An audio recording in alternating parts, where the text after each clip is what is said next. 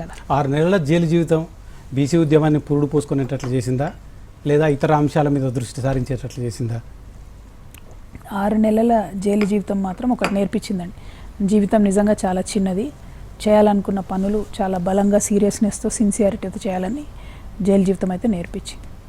అన్నిటికన్నా ఎక్కువ ఆత్మగౌరవం ఇంపార్టెంట్ అన్నది కూడా జైలు జీవితం నేర్పించిందండి. అక్కడ నిజంగా కూడా ఉండేటటువంటి పేద ప్రజల్ని, మన పక్కన ఉన్నటువంటి అనేక మంది మహిళల్ని చూసినప్పుడు అసలు సరే చిన్నప్పటి నుంచి కూడా పుస్తకాలు చదవడం అలవాటు, అనేక దేశాలలో అణగారిన వర్గాల గురించి తెలిసినటువంటి అంశం ఒక పక్కన ఉన్నా కూడా ప్రత్యక్షంగా చూడడం వేరు, ప్రత్యక్షంగా జీవితం పంచుకోవడం వేరు. నాతో పాటు నా సెల్లో ఉన్న వాళ్ళు కానీ అక్కడ ఉన్నటువంటి అనేక మంది లైఫ్స్ చూస్తే మాత్రం అంటే పేదరికాన్ని అనుభవించడం వేరండి. పేదరికం గురించి తెలియడం వేరు, అనుభవించడం వేరు. నేను ఫస్ట్ నుంచి కూడా కంఫర్టబుల్ కుటుంబంలో ఉన్నా. నాకు అంతో ఎంతో ఫుడ్కి ఎప్పుడు గోల్డ్ స్పూన్ అని చెప్పాను నేను. ఎందుకంటే నేను మా నాన్న ఎమ్మెల్యే ఉన్నప్పుడు ఎమ్మెల్యే క్వార్టర్స్లో ఉంటే కూడా నా 10th క్లాస్ పరీక్షలు కూడా మా ఇంట్లో బాల్కనీలో కూర్చొని చదువుకున్నాను నేను. ఎందుకంటే అంతమంది ఉండేవాళ్ళు ఇంట్లో. గోల్డ్ స్పూన్ అంత కంఫర్ట్ లైఫ్ అనేది నేను చెప్పాను. చాలా మంచి లైఫ్ అంటే ఈ దేశంలో ఒక 70% మంది కన్నా ఎప్పుడైనా కంఫర్టబుల్ లైఫ్లోనే నేను జీవించి ఉన్నా.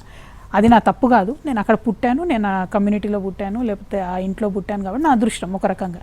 కానీ ఎప్పుడైనా కూడా పేదల పక్షాన్ని నాన్న ఆలోచించారు. అటువంటి పుస్తకాలే చిన్నప్పటి నుంచి చదివినాం కాబట్టి ఐడియా ఉంది బాధపడుతున్నారు ఇంతమంది ప్రజలని. కానీ జైల్లో ఉన్నప్పుడు ప్రత్యక్షంగా అంతమందితో ఇంటరాక్ట్ అవ్వడం, వాళ్ళని చూడడం. చాలా మంది అయితే పాపం బెయిల్కి డబ్బులు లేక నెలల తరబడి జైల్లో మగ్గిపోతున్న వాళ్ళని చూశాను. అంటే డబ్బు లేకపోతే ఎన్ని ఇబ్బందులు ఉంటాయి ఈ దేశంలో అనేది ప్రత్యక్షంగా అనుభవించిన నేను. డెఫినెట్గా నన్ను మార్చిందండి, ఒక చాలా సీరియస్గా మార్చి. కష్టాలు అనుభవించే వాళ్ళ బాధలు తెలియాలంటే మనం కూడా కష్టం అనుభవించాలి.